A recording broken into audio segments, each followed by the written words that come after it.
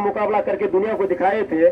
जिस समय उसका बेटा को जो है वहां पर उन लोगों दुश्मनों ने पकड़ के जो है जिंदा चूना में चारों बेटा को चुनवा दिया था, वो चीख चीख कर अपना दम तोड़ रहे थे। और जो इतना सूरवीर योद्धा गुरु गोविंद सिंह, क्या उसके बाजू में ताकत नहीं थी अपने बेटा को आजाद कराने का?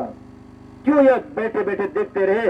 वो 10,000 के समूह में पकड़ाए थे उस समय बेटा, और अपने बेटे को दुश्मनों से आजाद नहीं करा पाए, और बेटा को जो है शहीद होने के लिए छोड़ दिए। और गुरु गोविंद सिंह अकेला 1.25 लाख से जब लड़ने का उसके अंदर में बल, 1.25 लाख कौन पूछे?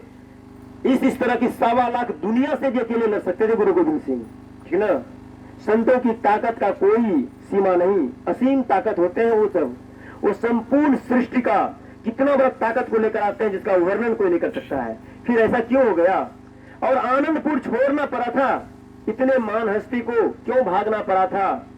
पांडव जब कौरव को पराजय कर दिए, भगवान कृष्ण साथी थे, तो फिर पांडव को हस्तिनापुर क्यों छोड़ना पड़ गया था? विचारने विषय है। मथुरा क्यों छोड़ना पड़ गया कृष्ण भगवान को? बपरम संत बाबा जय गुरुदेव जी महाराज को मथुरा क्यों छोड़ना पड़ गया? और जो है प्रभु जी महाराज तो खूब अच्छा से परड़ी आश्रम में रह रहे थे। क्या इसको अनुमान था कि यहाँ से निकलेंगे कहीं को रोटी पानी मिलेगा कि नहीं मिलेगा? यहाँ तो 2-4 का संगत जानता भी है। यूपीए में किधरों एक कोने में शरण इसको ले लेना चाहिए था, कहीं पर रोटी पानी करेंगे। इतना मेहनती थे, किसी के दरवाजे पर भी मवेशी को खिलाते अपना गुजर बसर होता। क्या इसके अंदर में था कि वहां से निकले तो अपना इतना बड़ा धर्म का साम्राज्य को तुरंत खड़ा कर दिए, 11-12 आश्रम का निर्माण कर दिए हैं, पर डे संगत 200-300 संगत भोजन करते रहते हैं। कल भी वहां पर महाराज की अनुपस्थिति में बिहार के खगड़िया जिला बिशनपुर में कार्यक्रम जहां हम लोग कर रहे हैं ना, वहां पे कार्यक्रम हुआ। क्योंकि महाराज जी हर एक माह की 1 तारीख को कार्यक्रम वहां बांध दिए हैं कि तुम लोग को सार्वजनिक रूप से करके लंगर भंडारा खाना है। सारा प्रबंध महाराज का वहां क्या हुआ है, वहां भी निशान खड़ा कर दिए हैं, भागलपुर में कर दिए, खगड़िया कर दिए हैं। मोटर कार देने वालों की कतारें लगी हुई है। डॉक्टर साहब कह रहे थे जब तक ये हस्ती और शक्ति आए नहीं, मैं तो परड़िया में भी देखा हूँ, और यहाँ आते आते कि इतना बड़ा व्यवस्था कैसे कोई बना लेगा?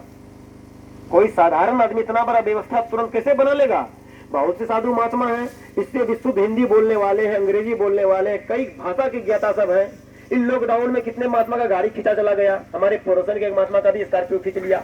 अब कार्यक्रम बंद है, कहां से पैसा पड़ेगा? जो किस्ती देगा खींचा गया। लॉकडाउन में इसका सारा काम हो गया। लॉकडाउन में वहां पर 2 लाख का शौचालय तैयार हो गया, 6 कमरे का, स्कॉर्पियो भी आ गया।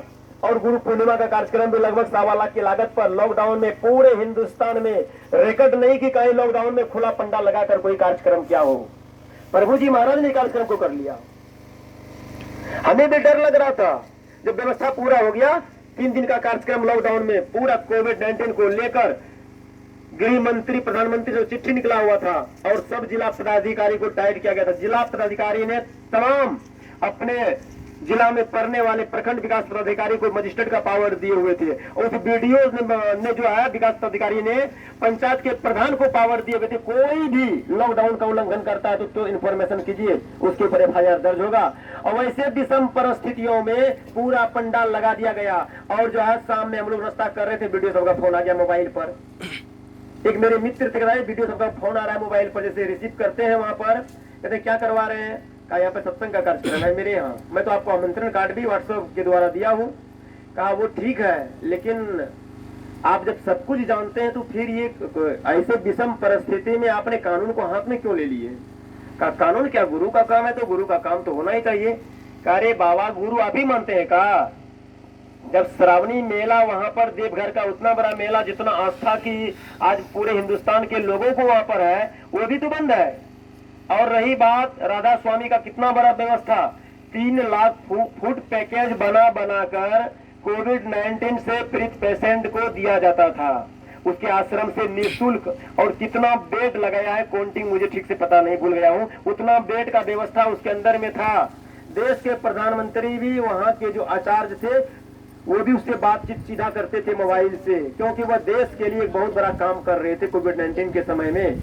राधा स्वामी के संप्रदाय के जो वहाँ के अभी महंत है वो, अब वो लोग भी खुला पंडाल लगाकर कार्यक्रम नहीं किए हैं और आप लोग यहाँ करके बैठ गए। बताइए हम क्या करेंगे? हम एक पदाधिकारी हैं, मेरे ऊपर दबाव आ रहा है, आपका वीडियो बनकर वहाँ जिला चला गया है। एक तरफ नेता से आप लड़ते हैं और नेता को पिटवाते हैं और दूसरी तरफ कानून को आप हाथ में लिए हुए हैं। इस बात का पूरा खलबली मचा हुआ है। मंत्री संतरी तक भी बात चली गई है।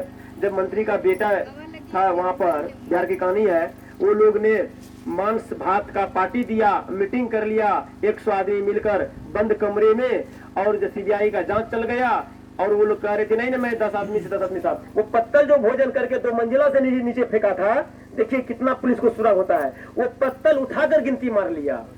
अब पत्तल कह रहा था पहले का पत्तल फेंका हुआ है, हम लोग तो 10 पत्तल मात्र फेंके हैं। अब वह कहेगा कि 10 पत्तल है तो वह एक ही रंग का भोजन कैसे हो सकता है? वो मांस का बदबू है पत्तल में। अब उसको कहां कहां जांच पड़ताल करवा लिया, सब पत्तल पकड़ा गया कि 1 ही डेढ़ का फेंका हुआ, और उसके ऊपर FIR दर्ज हो गया। और प्रभु जी ने 5000 पत्तल फेंकवा दिया खिलाकर। जो मंत्री का बेटा, जो मंत्री संतरी पुलिस, उसके इशारे पर पुलिस नाचती है, और वह जो है कानून के दायरे में वो भी शिकंजे में कसा चला गया।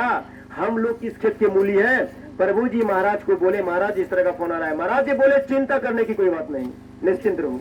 कोई सीरियस लेकर नहीं बोले तो और डर लगने लगा, सीधा बोल दिए और 5 चहलकदमी करते हुए महाराज अपना जो यज्ञ स्थल से वहां निरीक्षण कर रहे हैं, नाम धुन चल रहा है। बीडीओ साहब बोले इसको जितना जल्दी हो बंद कर दीजिए, तोड़ तार के जल्दी हटाकर प्लेन कर लीजिए, जिला से आपका टीम उतर जाएगा। जांच का तो बातें नहीं है, सीधा आपको अरेस्ट करेगा, क्योंकि जांच के लिए तो वीडियो प्रूफ कर ले गया है और प्रूफ देने की जरूरत नहीं है। यह भी समस्या अब आपको है कि अगर हटा भी लीजिएगा फिर भी वीडियो का जो वायरल हो चुका है यहाँ का।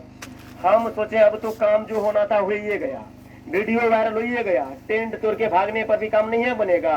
अब बात रही जेले जाने की बात।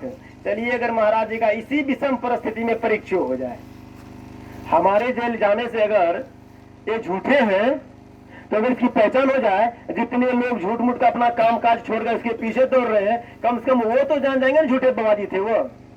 कम से कम उसका जो है अनावश्यक भटकन जो है इसके पीछे लगा हुआ वो तो छूट जाएगा ना। जो भी शेष समय बचेगा अपने बाल बच्चे में, अपने धर्म कर्म में सच्चे सदगुरु के साथ वो लगाएगा, ठीक ना। तो इसीलिए चलिए महाराज जी जाने क्या होते हैं।